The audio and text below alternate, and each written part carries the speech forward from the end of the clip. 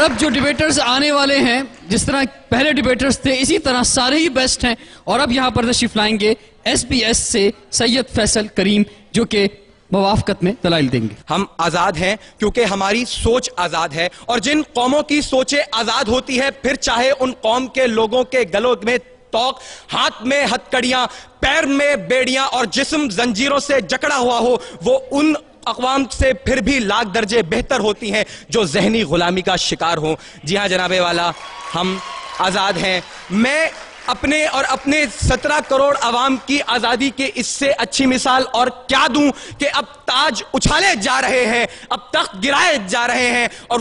وہ دن اب دور نہیں جب ہم اہل صفا مردود حرم مسند پر بٹھائے جائیں گے۔ پھر تم بھی لوگوں، پھر ہم بھی لوگوں یہ ترانہ مل کر گائیں گے، جرنل جی اٹھو اب کوچ کرو، ہم تو آزاد ہیں، ہم تو آزاد ہیں، ڈنڈے ہم سے دور کرو، ہم تو آزاد ہیں، ہم تو آزاد ہیں۔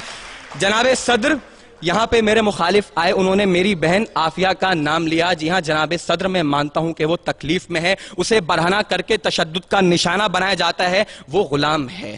وہ غلام ہے، مگر جب اس غلام لڑکی کو قرآن پر چلنے کا حکم دیا جاتا ہے تو وہ حکم ماننے سے انکار کر کے یہ ثابت کرتی ہے کہ میرا جسم تو اغیار کے شکنجوں میں ہے لیکن میری سوچ ابھی آزاد ہے، میرا ذہن ابھی آزاد ہے۔ تو پرندے مار دے، سرو سنوبر مار دے، تیری مرضی جس کو دہشت گرد کہہ کر مار دے، اور ایک جس کو ڈھونڈنے کو بھیج دی اتنی سپاہ، یہ نہ ہو وہ تجھے تیرے گھر کے اندر مار دے، اور تیرا اس کے چاہنے والوں سے پالا پڑ گیا جو پرندے بھیج کر لشکر کے لشکر مار دے۔ جی ہاں جناب صدر، ہم آزاد ہیں۔ جناب صدر، نقصان اٹھانا الگ بات اور قید ہونا الگ بات ہے۔ فلسطین غلام نہیں،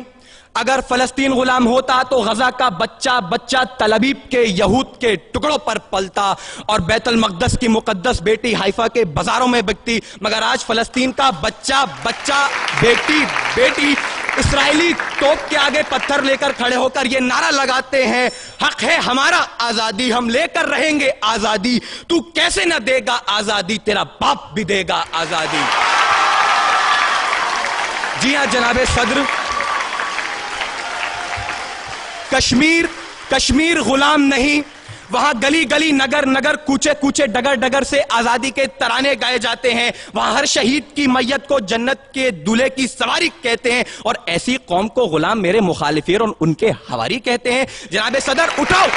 بتاؤ بھارت کو بہت ہو چکی مکاری، اب بہت ہو چکا ہے فریب، وقت ہے اب بھی سمجھ لو ورنہ اٹھ پڑے گا پورا دیش اگر اٹھ گیا تو سمجھو آفت ہی آ جائے گی، ہندوستان کے کونے کونے میں قیامت آ جائے گی۔ پھر کیسے تو اپنے ایٹم بم سے ہمیں دھمکانے آئے گا، اسے چلانے بول جتا سے باپو تیرا آ جائے گا۔ اب کی فکر مت کر، چہرے کا خول بدل دیں گے، ہمیں اپنے خدا کی قسم جسم کا جوڑ کچل دیں گے، دہلی کے چھاتی پر لہرائے گا پرچم سبز ہلالی، رخ اپنا بدل کر امرتسر سے بہے گا سندھو ندی، پھر صدیوں صدیوں تک نہرو جیسا شیطان نہ ہوگا، کشمیر تو رہے گا، ہندوستان نہیں ہوگا۔ جی ہاں جناب صدر، ہم آزاد ہیں۔